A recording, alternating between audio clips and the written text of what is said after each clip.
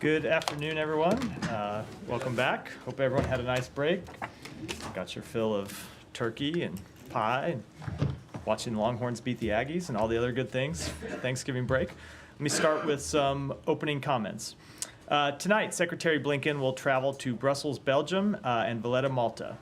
In Brussels, Secretary Blinken will attend the meeting of NATO Ministers of Foreign Affairs to discuss priorities for transatlantic security, including support for Ukraine's fight against Russia's aggression, deepening cooperation with NATO's southern neighborhood partners in the Middle East, North Africa, and Sahel regions, including by welcoming King Abdullah from Jordan, and beginning preparations for the upcoming NATO summit at The Hague in 2025.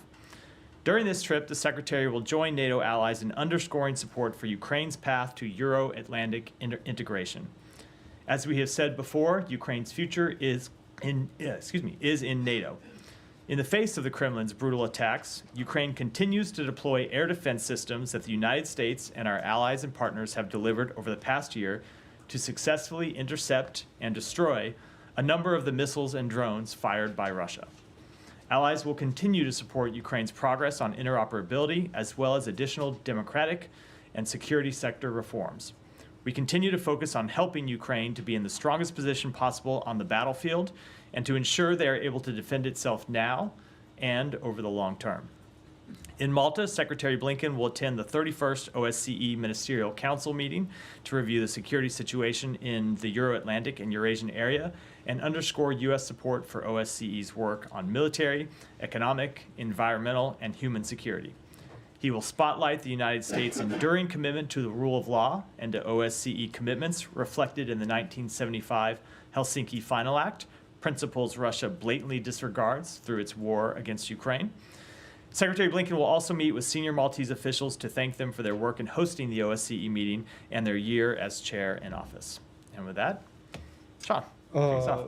Sure, let me just pursue that. One of the things you just said about the Secretary's upcoming travel, Ukraine's future belongs in NATO. Do you expect any progress toward that end at the upcoming meeting?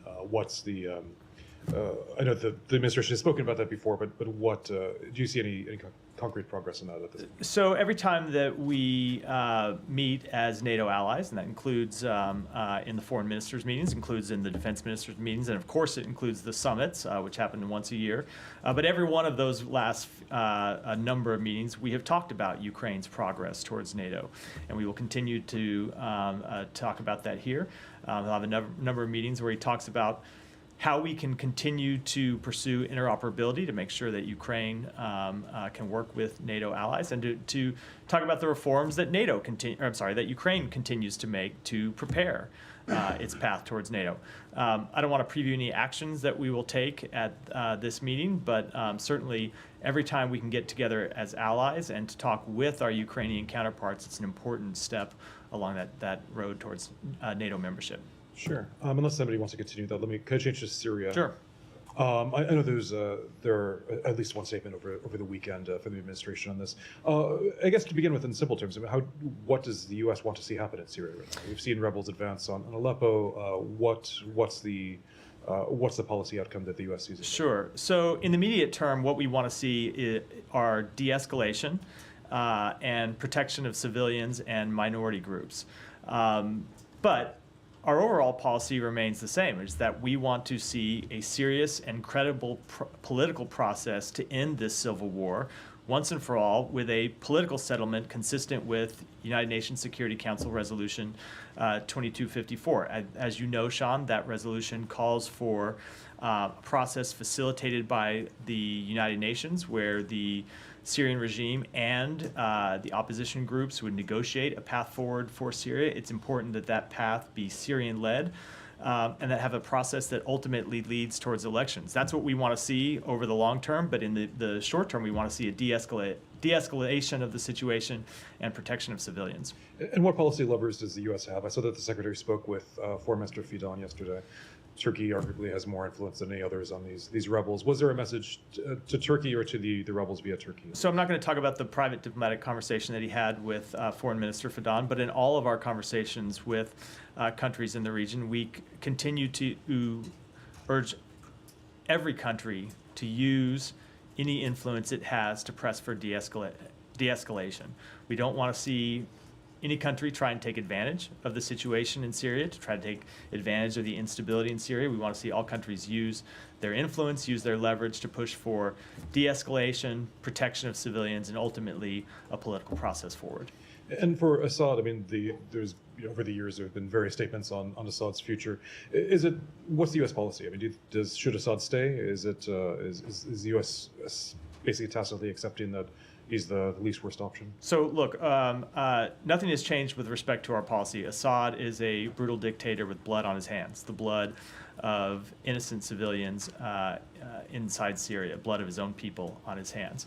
Ultimately, what we want to see is a political process forward where the Syrian people get to determine who their leaders are. As I said, United Nations Security Council Resolution 2254 called for such a process. The Syrian government has never participated in that process. We continue to call on them to do so. We continue to call on all countries to use their influence to push forward that kind of political process that would lead to a path forward for the Syrian people, where the regime engages with opposition groups.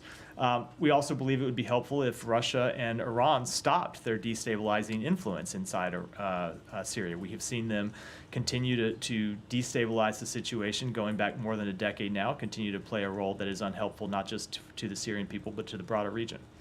Maybe just one more, and then I'll pass on. But with on Iran in particular, I mean, obviously the Islamic Republic, this is its biggest ally, state ally in the region. I mean, does the U.S. want to have any sort of break? Does it see that as possible, a break between Assad and the Islamic Republic? And has there been any dialogue or any offers to try to further that goal? So certainly we want to see Iran stop the destabilizing influence that it has inside Syria, because we're not talking about diplomatic relations between Syria and Iran when we talk about the nature of that relationship. We're talking about Iran continuing to fund and to arm and to back attacks on the Syrian people, something that they have done for some time, in the same way that Russia has done.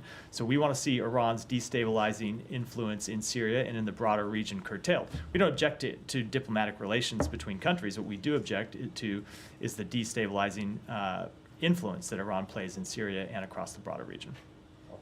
Yeah. Just to come back to follow up on the sanctions question, or the Assad question. In recent months, you said he's a dictator with blood on his hands, but has there been talks in recent months to potentially ease the sanctions on him as a, in a slight, basically your allies in the region have now have a relationship with him, so there was a sense that the U.S. position had softened slightly. Well, let me say two things about that. One, with respect to our sanctions that we have imposed upon the Assad regime, they remain fully in effect. They have not changed. The Syrian regime has shown no change in behavior that would indicate that our sanctions should change. The second thing I'll say about that is, yes, we have seen countries in the region who are close partners in some cases with the United States normalize their relations with the Syrian regime. And if you recall, we were quite clear when those governments normalized relations with Syria that we did not think that was a productive step forward, and that countries should not normalize relations with Syria in exchange for no change in behavior by the Syrian regime. And we have seen no change in behavior by the Syrian regime, which is why we objected to those steps when they took place. So you're saying they shouldn't have normalized relations, but now they have. Do you hope that they will push in a specific direction on Assad? Of course, we hope that every country that has influence with the Syrian regime will push for full implementation of UN Security Council Resolution 2254, that will push for the Assad regime to actually engage with its own people, to actually engage in a dialogue and a political process with its own people, instead of continuing to engage in civil war with them. And I think the Caesar Act sanctions have a sunset clause on December 20th. I think that's down to lawmakers to renew that, but what's the administration's position, will you be asking for those to be renewed? So I can't preview any steps today that we'll take with respect to Congress, but all of our sanctions, including the mandatory sanctions under the Caesar Act, remain fully in effect today. Just to clarify, I think the previous U.S. government position on Assad had been that he has to go. You're saying, he's a dictator with blood in his hands, but you're not outright saying that he should leave. There has been no change in our position with respect to the Syrian regime, but ultimately, we believe that this is a decision for the Syrian people to make, which is why we are calling for a Syrian-led process under the auspices of UN Security Council Resolution 2254 to determine the appropriate path forward for the Syrian government. Yeah, Said, go ahead. Now, you said that countries with influence with the Syrian regime have to use their influence and so on. What about countries with influence over Jabhat Tahrir Sham? That is really a terrorist organization that has emerged from Jabhat al-Nusra, which is basically Al-Qaeda. So what about those countries that basically aid this rebel group that is really terrorist in nature? As I said, we have been very clear that every country with influence with anyone in Syria should use that influence, should use that leverage to press for de-escalation of the situation. Including Turkey? Including every country. Are you talking to Turkey on this area? The secretary talked to, if you looked at the we put out, the secretary talked to the foreign minister of Turkey yesterday. And without getting into a private diplomatic conversation, I can assure you in all of our conversations with countries in the region, we are urging them to use any influence they have to press for de-escalation. Many analysts in the area believe that Turkey, harbors a lot of ambition to basically annex Aleppo and Idlib. They already they occupy about 11% of Syria. They control probably 30% of that. So are you urging Turkey to pull out of Syria? Now, I'm not going to get into private diplomatic conversations. Ultimately, we want to see a path forward for the Syrian people to determine the future of their country. No other country outside of Syria, no other country anywhere in the world. It is a question for the Syrian people and no one else. I want to ask about Gaza, but I'll defer to someone if they want to talk about Syria. On Syria, too, Matt, we know that you are against the Assad regime and you are against HTS, but in the past you supported the rebels, the moderate rebels. Do you support them now in their invasion or in their retaking of the territories in Syria? So we are making clear that we want to see de-escalation of the situation.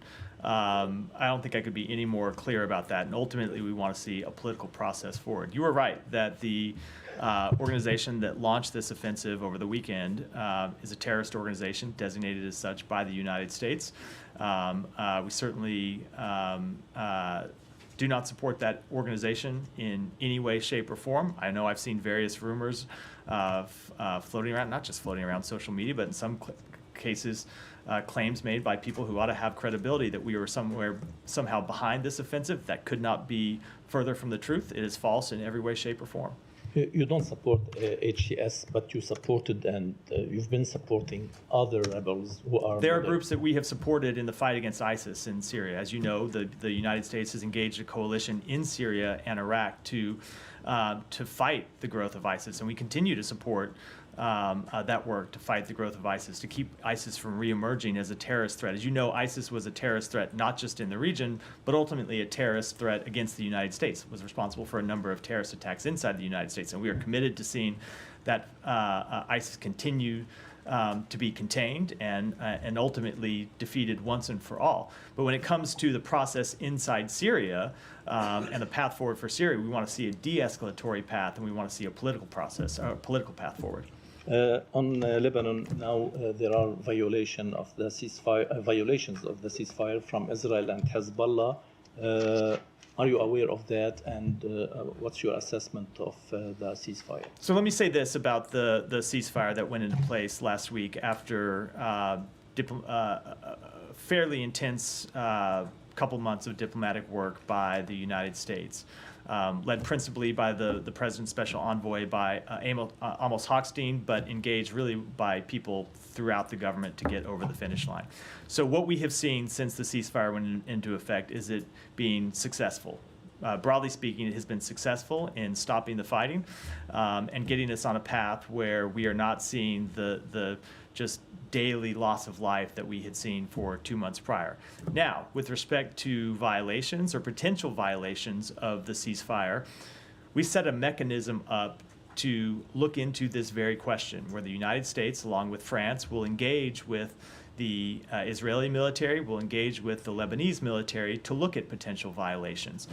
We obviously anticipated that there might be violations because anytime, or nearly any time, you have a ceasefire of this nature, you have either claimed violations of the ceasefire, especially in the opening weeks when things are very fragile, or you have real violations of a ceasefire. So what we are doing is engaging through this mechanism to look at all of these reports of violations of the ceasefire and deal with them through the channels that the mechanism set up, and that's what we'll do over the coming days. And a couple of ones too, if you don't mind. Speaker Berry has set January 9th as a date for the Lebanese parliament to elect a new president. Was that part of the ceasefire agreement that the U.S. brokered? It was not a part of the ceasefire agreement, but we have always made clear to the government of Lebanon, to political actors in Lebanon, that we wanted to see a president elected by the parliament as soon as possible. As you know, because you and I have talked about it many times in this room. We have been pushing for the election of a new president for several years now, dating back well before October 7th, dating well back before the intensification of conflict between Israel and Hezbollah in September of this year.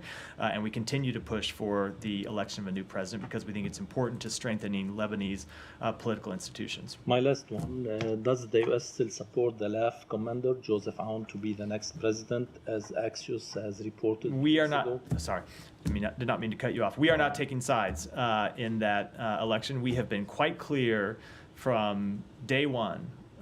You have heard us say this publicly, and I can tell you, sitting in a number of these meetings, that we have been consistent privately as well, that it is up to Lebanon to choose its next president. It is not up to the United States. It is not up to any external actor. It is up to Lebanese political actors to determine who the president will be. Thank you.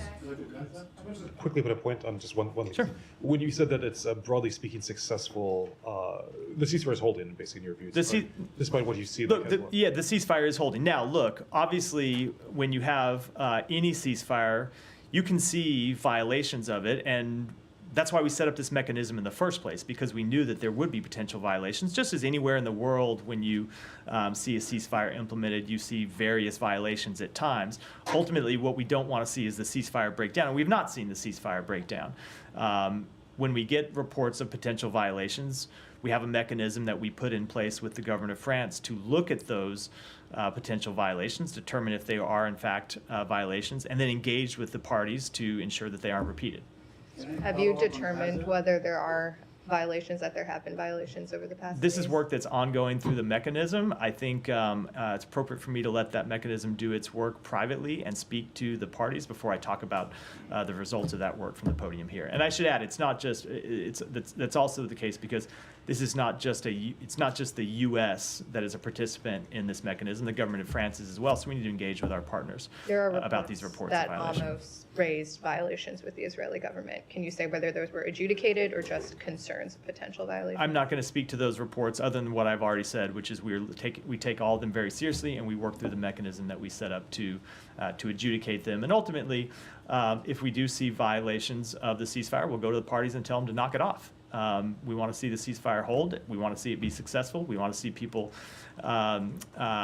be able to return to their homes in southern Lebanon and northern Israel. Under the terms of the agreement, does the U.S. believe Israel has the right to take kinetic military action if they themselves deem something to have been a violation or a potential threat? Do they have the right to then militarily launch any sort of operation into Lebanon? So, first of all, there's a mechanism, and I think it is, before I get to the broader answer, it's important that the mechanism be allowed to work and determine what are violations and what are not. But every country, both Israel, every country, that includes Israel and includes Lebanon as well, has the inherent right to self-defense under international law. That was a fact before the implementation of this ceasefire agreement. It remains a fact that all countries have the right to self-defense under international law. Well, the reason I asked Matt is there are reports coming out of Israel now that the Israelis have informed the U.S. that they intend to strike Lebanon in response to the Hezbollah projectiles that were fired earlier today. Does that fit within the confines of the agreement? I am not going to speak to reports of possible action, hypothetical action, and try to litigate from here whether those would violate the ceasefire agreement or not. We're going to have those conversations privately. We have channels set up to do that, and we will hold those conversations not in public, but in Last private. question, is that a real-time channel? Like, could they? Yeah, the mechanism is already up and engaging. We're putting more steps in place to formalize it over the coming days, but it is already up and working. And that mechanism would allow either side to immediately in real time call in potential violations? It allows Is there any it delay? allows both sides to report potential violations of the ceasefire, and allows us and our French partners to engage with them as well. Can I go to Yeah, that? Hiba, go ahead. Yes. So what's the difference then between now and after 2006? If what you are asking the parties to report to you instead of stopping what's happening, it's just we will have another round. Since the ceasefire was brokered, we saw multiple violations. And today now, Hezbollah, 1 hour ago, he said that he's responding to the Israeli that because of what he called violations. So what's the difference now? Are we going back to October 6th? Let me just say, Hiba, that I don't think it is a little too early to make predictions about what's going to happen going forward. We are less than a week into the implementation of this ceasefire.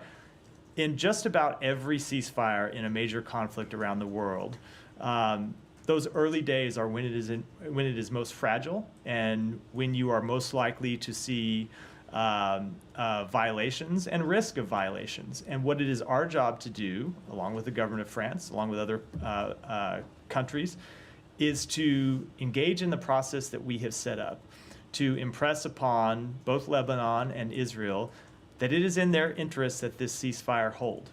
And it is in their interest that this ceasefire be fully implemented. Because remember, we are at the early stages in a process that calls for, over the next probably 55, 54 days now, where Israel will fully withdraw all of its troops, something that hasn't happened yet, because we aren't yet at that stage of the ceasefire. For that to work, we have to see a continued broad holding of the ceasefire. We need to see the mechanism work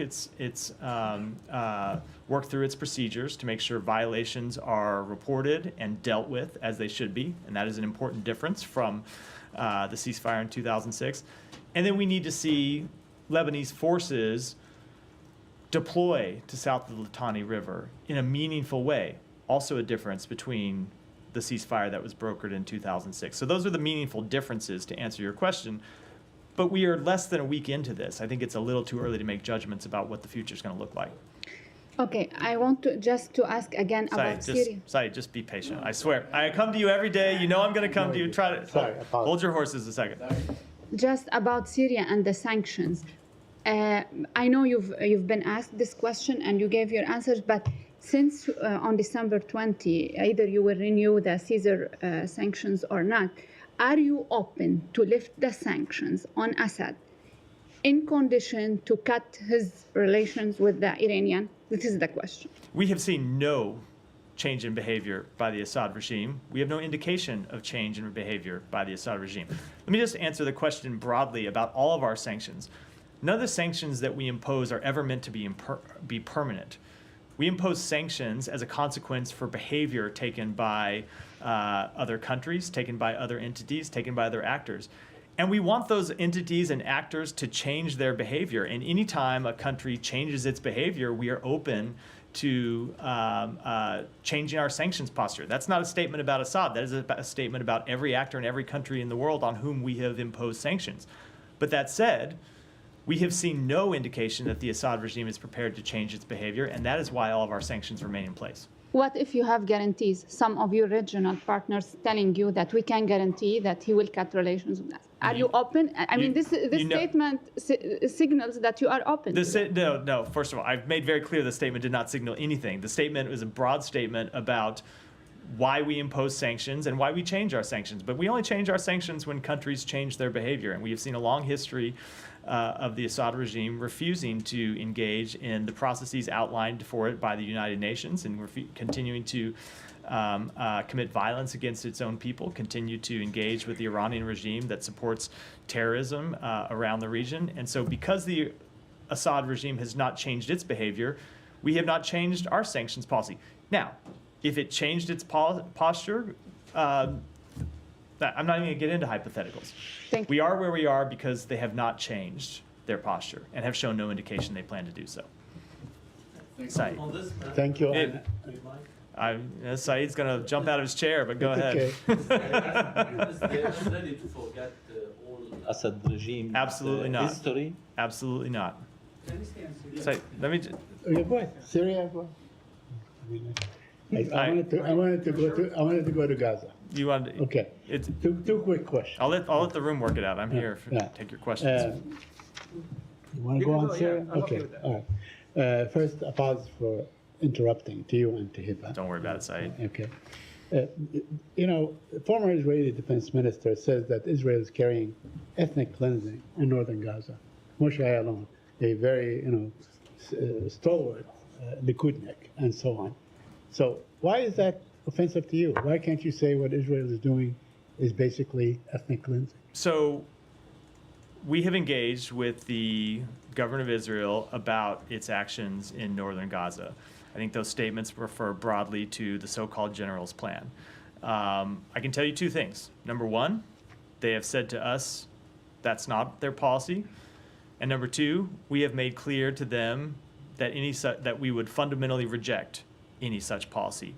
I can't speak to the assessments made by a former Israeli military official. I can tell you that when it comes to potential violations of international humanitarian law, something else he raised in his statement, we have our ongoing assessments, and they have not concluded. But most observers see what's going on, and they term it as such. I know you disapprove the word genocide and so on, but a lot of people think what's going on is genocide, especially that the threshold has crossed 45,000 people. So I'm saying that at one point, the U.S. has to recognize what's going on for what it is, right? For what it is. Say, that, when you move about 2 million people, that is some sort of ethnic cleansing. Do you disagree? So we have been very clear what we want to see happen in Gaza, and that's everyone who has been forced from their homes, we want to see have the opportunity to go back to their neighborhoods and have the ability to rebuild and have support from the international community to rebuild.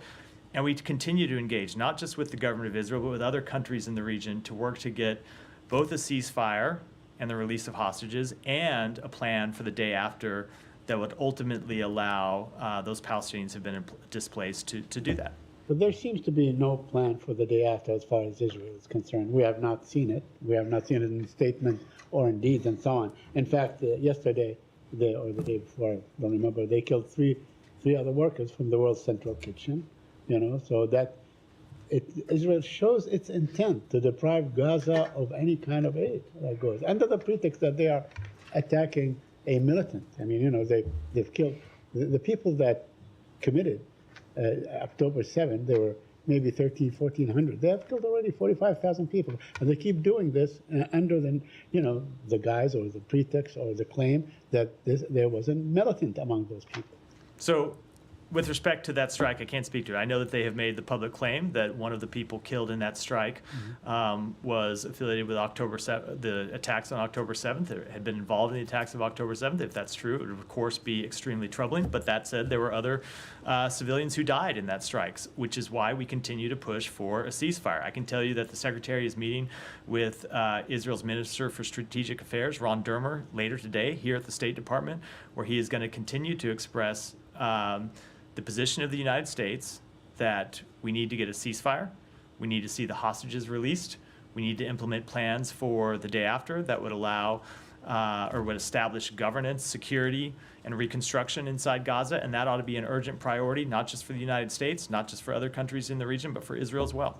Would you demand to look at the evidence that Israel claims to have used in killing the kitchen, central kitchen, the world's central kitchen. It's a Washington-based organization. Look, we think that barring any unique intelligence sensitivities, that's evidence that they ought to make public for the world to see. And you think they will? No, I'm not going to make any predictions about the future. Thank you. Thank you, Matt. Going back to Syria. The U.S. designated terrorist group Tahrir al-Sham, they controlled almost all Aleppo city. But there are some areas like al-Sharafiyya and Sheikh al-Maqsood, which these areas are under control of the SDF, the U.S. partners in the region. And there are big violations against the civilians. You mentioned that the U.S. wants to protect the civilians. Even the Secretary Blinken mentioned that in his call with Minister Fidan. So are you going to take any actions to protect civilians in Syria, at least in those areas that under control of the SDF? We are going to continue to make clear to every party and every country who engages with parties inside Syria that they need to do everything possible to protect civilians, yes. And what are you doing? Are you going to take any action? Because What do you mean forces action? You have forces there. If these groups are going to those areas that We have under forces control- there to participate in the coalition against ISIS, to prevent ISIS from reasserting itself inside Syria. But I can tell you in all of our engagements inside Syria and everywhere in the world, we push every party that we engage with to do everything possible to protect civilians. And there are tons of footage that shows the violations against people, women, and even these militants. They wear the ISIS clothes and they raise the ISIS flag and logos. So don't you see them as a future security threats on the region and the U.S. interest in the region? I don't know what video you're referring to, so I can't comment to it. I Thank can't you. comment on it from here. Alex, go ahead. Thank you, NATO. You mentioned Secretary will underscore support for Ukraine's NATO path. President Zelensky just yesterday, day before yesterday actually, renewed his call for NATO invite.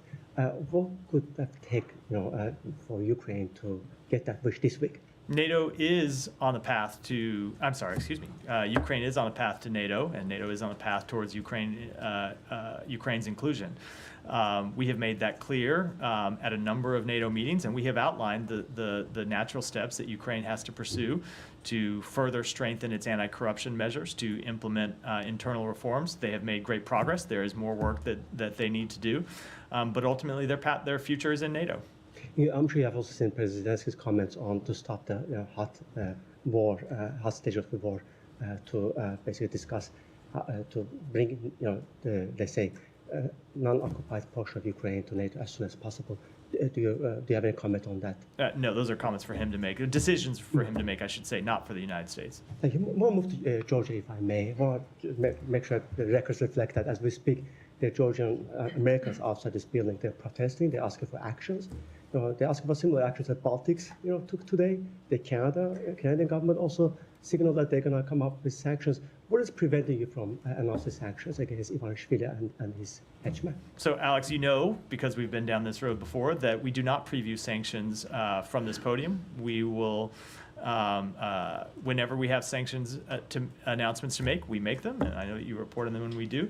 But even that said, you have already seen us impose sanctions on Georgian government officials. You have seen us impose visa restrictions. You have seen us take other actions to suspend $95 million that we provided to the Georgian government. We have made very clear that we are concerned with the steps that they have taken to move away from the path towards greater integration with Europe that they had been on, and that we know the Georgian people support. But the action you have taken recently, to suspect your strategic relationship with Georgian government, I want to understand what your perspective here is. The Georgians out there for days protesting against this government, taking their European pass away from their hands, and they're trying to secure the relationship with the U.S. and with the European Union. And by announcing this suspicion of relationship without sanctioning those perpetrators, whose side are you really on? We are on the side of the Georgian people. Yeah, Jan, sorry. Thank you. Thank you, Matt. I have a question on the Russia, North Korea, and Ukraine. Belousov, Russian defense minister, visited North Korea and met with Kim Jong-un. Kim Jong-un said that he fully supports Russia's territorial integrity And the Defense Minister Belousov requested additional supports for artillery shells and additional North Korean troops. How do you think this will change the war between Ukraine and Russia? Well, we have already seen North Korea and Russia escalate the war against Ukraine by introducing North Korean forces into Kursk, where they have engaged in direct combat operations against Ukrainian forces. That was a major escalation by the government of Russia that North Korea participated in. We have seen North Korea supply Russia with equipment, materiel, in addition to troops on the ground to support that conflict, and we remain extremely concerned about those actions. That's why you have seen us take steps in recent weeks to bolster Ukraine's defense of its country, and we'll continue to do that. Yeah, the President Zelensky announced yesterday that the Ukrainian military destroyed the North Korean armored vehicles and that the North Korean soldier died in combat. Does the United States have any information on the number of North Korean casualties and wounded? No, we do not, but that said, we have been very clear that any North Korean soldier that was introduced onto the battlefield is, of course, a legitimate target. Since President Trump won the elections, there has been a sense of mistrust in many parts of the world. Europe is worried. Many U.S. partners and allies are worried. Even President Biden is worried. He just pardoned his own son, despite previously saying he would not do that. So I wonder if someone would try to bring that into the State Department briefing room. Something I in no way can comment on. But are you worried?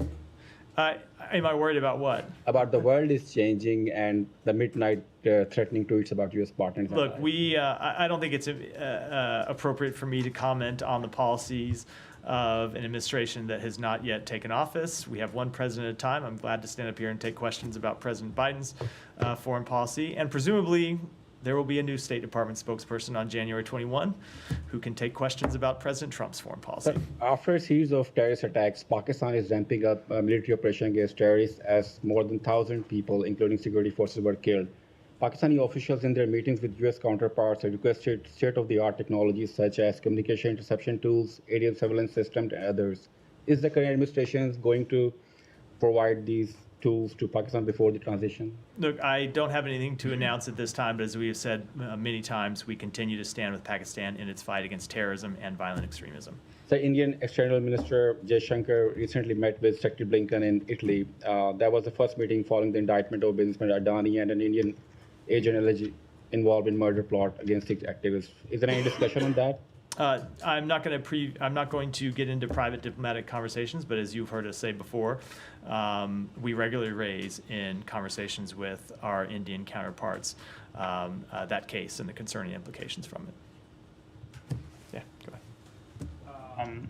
On China, do you have new information or updated numbers on North Korean troops deployed in Kursk to fight alongside Russian forces? I don't have any new number to provide other than what we said last week or late in the week before, which is we now seen upwards of around 11,000 North Korean troops deployed in Kursk.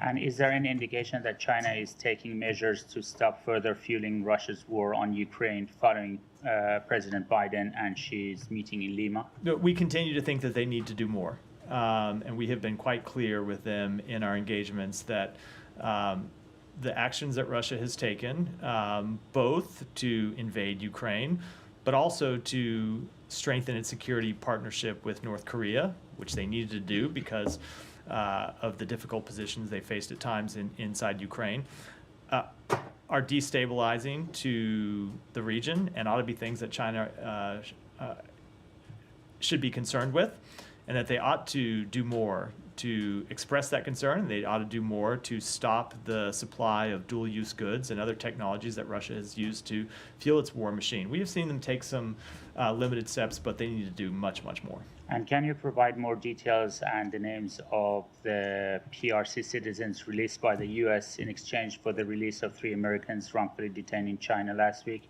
And have they returned to China? Have they returned to China? No, look, I cannot, I'm not going to speak to that publicly. Obviously, anyone who has been released has the wherewithal to speak publicly for themselves. I will say that this is something that this administration has really put a lot of focus and a lot of effort into. We have now secured the release of more than 50 wrongfully detained and unjustly detained Americans held around the world. I can tell you that in every meeting Secretary Blinken had with his Chinese counterparts, he raised the cases of Americans who were wrongfully detained in China and pressed for their release. And we were determined to get them released before this administration left office. And we have been able to accomplish that. And now there are no wrongfully detained Americans in China. And we will continue to work to secure the release of any wrongfully detained Americans anywhere in the world. And last one, would it be fair to say that China's travel advisory could return to level 3 if the arbitrary detention or exit bans persist? Of course. I mean, when it comes to determining our travel advisories, we look at the behavior of the countries, and China's travel advisory had gone from a level 2 to a level 3 because we had seen them wrongfully detaining Americans. And that's one of the indicators that you look at to determine what the appropriate level ought to be for any country is whether they are wrongfully detaining Americans. China was, and so they were moved up to a level 3. They are no longer wrongfully detaining Americans, so they've moved back down to a level 2, but it's true for China as it is true for any country in the world, that if they are wrongfully detaining our citizens, we will work to get them back. And of course, it will have an impact on the travel advisories that we issue from the State Department.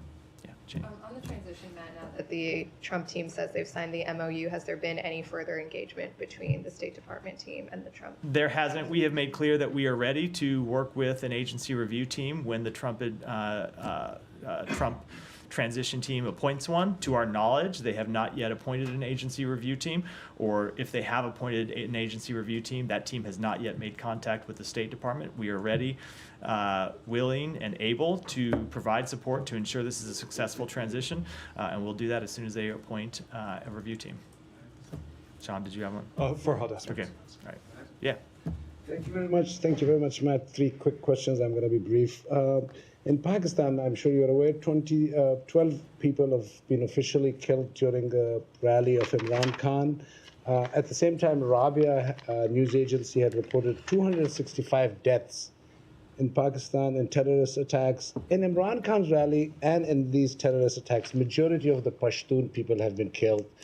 I had asked Vedant a few months ago if State Department could do some studies, because this is one of the best podium and organization which can do like a research paper. Why is it Pashtuns always getting killed? Whether in politics, whether in terrorism. Look, we want to see any protests be peaceful, and we want to see the government of Pakistan, as is true with any government around the world, to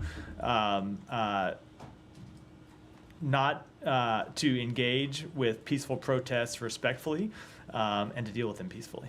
And second one, 2020, a very senior U.S. official had committed suicide, and just before his suicide, his articles were published in my newspaper, The Frontier Post, about his role in Afghanistan, Russia. That story appeared after his suicide was with regard to the Russians paying the Taliban bounties to kill the U.S. soldiers. The Frontier Post believes it was true. Because of my illness in 2020, I could not follow up on that question. Do you still, does this department still have a stand that, yes, that story was true? That the Russian did pay the Taliban bounties to kill the U.S. With all due respect, that is a story that predates not just my time in this position, but also the Biden administration. I'll have to take it back and if you could please give me, just last one, Matt, Yeah. please. Afghanistan just started their foreign minister just showed video this morning of Tapi gas pipeline, Turkmenistan, Afghanistan, Pakistan, and India. Certainly great for Pakistan-India relationship. But growing Taliban, you also see their growing thing, this Taliban expansionism I've been mentioning to you. Do you agree, do you see now that Talibanism is growing at the same kind of like the Iranian mentality? I mean, you have half of the population of girls without education. That's not Islam. That's just psychic attitude. Do you agree with me on that? Since several months I've been mentioning. Now, Let me just say, I think Yes. we have made quite clear our position on the Taliban and the position on the Taliban's abuses of its people, including, of course, women and girls inside Afghanistan. I'll do a Thank few you so more, much, and I Matt. gotta go. Thank Ryan. you so much, Matt. Yeah. Can I ask you for a little bit more background on the side letter that the U.S. sent to Israel regarding the ceasefire arrangement with Hezbollah and Israel? What does it allow Israel to do? Look, I don't have anything more I can speak to about the ceasefire agreement, but I will say that a lot of the reporting around the ceasefire agreement tends to treat as news that Israel can exercise what ultimately is a right that every country has. Every country has the right to defend itself against terrorist attacks. Israel has that right. Lebanon has that right. Every country in the world has that right. And they have that right under international law. But the United States often characterizes Israeli attacks as defense.